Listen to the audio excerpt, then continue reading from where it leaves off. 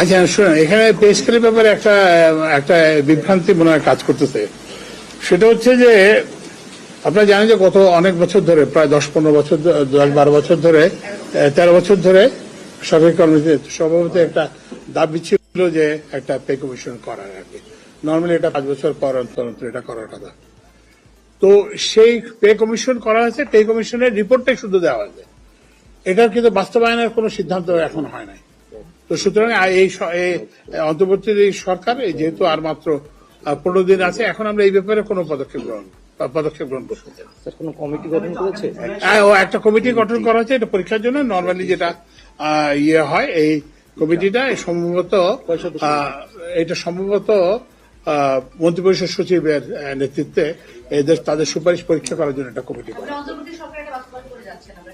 বাস্তব সময়টা কোথায়, যে এখন তো কোনো একটা কমিটি করা হয়েছে এবং কমিটি সেটা এক্সামিন করবে, কমিটি সেটা সুপারিশ করবে।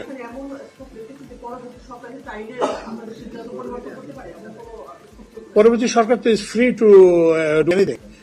আমাদের এই সরকার যেরকম একটা নিজস্ব সিদ্ধান্ত গ্রহণ করতে পারে, পরবর্তী সরকার তো একইভাবে ক্ষমতা প্রাপ্ত, ওরা তো যে কোনো ইয়ে করতে পারে।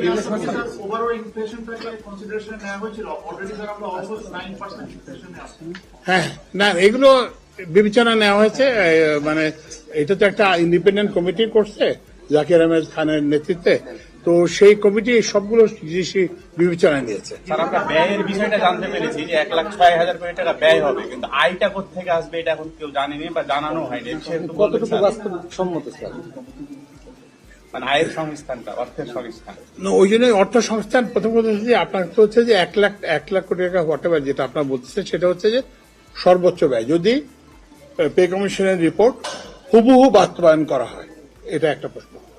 দ্বিতীয় যে প্রশ্নটা সেটা হচ্ছে যে যদি একই সময়ে বাস্তবায়ন করা হয়, তো ওই জন্য সাধারণভাবে আমরা যেটা এগেইন আমি অতীতে যেহেতু সরকারি কর্মচারী ছিলাম, আমরা জানি যে এ ধরনের পে কমিশন এক ইয়েতে বাস্তবায়িত হয় না, এগুলো পর্যায়ক্রমে বাস্তবায়িত হয়।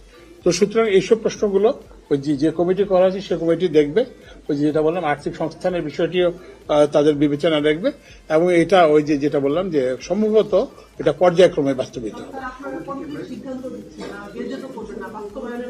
না বাস্তব না কোনটা আগের সরকারের জন্য চাপ হবে কিন্তু। না কারণ না, এটা চাপ হবে না। এটা বরঞ্চ এই যে এগেইন আপনার একটা জিনিস বুঝতে হবে, সেটা হচ্ছে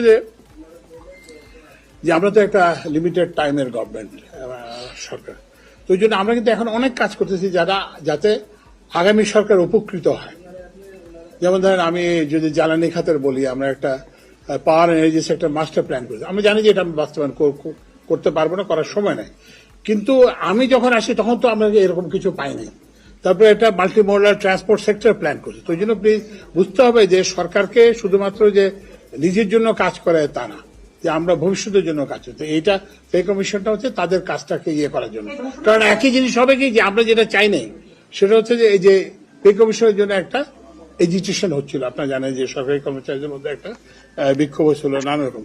তো যাতে নতুন সরকার যাতে এসে এই ধরনের একটা অচল অবস্থার সম্মুখীন হয়, আমরা চাচ্ছি যে নতুন যে সরকার আসবে তাদের যাতে যাত্রাপথটা স্মুথ হয়, যেই আসুক না কেন, যে সরকার। না জিনিসপত্রের দামের তো প্রভাব পড়ার কোনো কারণ নাই। কারণ হচ্ছে এটা আপনারা যদি ইয়ে না করে থাকেন, যে সংবাদপত্র যদি ভুলভাবে, কারণ আমরা তো এটা বাস্তবায়ন করতেছি না, এটা পরিষ্কার, এটা মাত্র একটা কমিটি করা হয়েছে।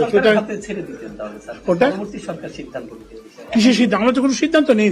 পে কমিশনের রিপোর্টটাও শুধু গ্রহণ করে সুপারিশ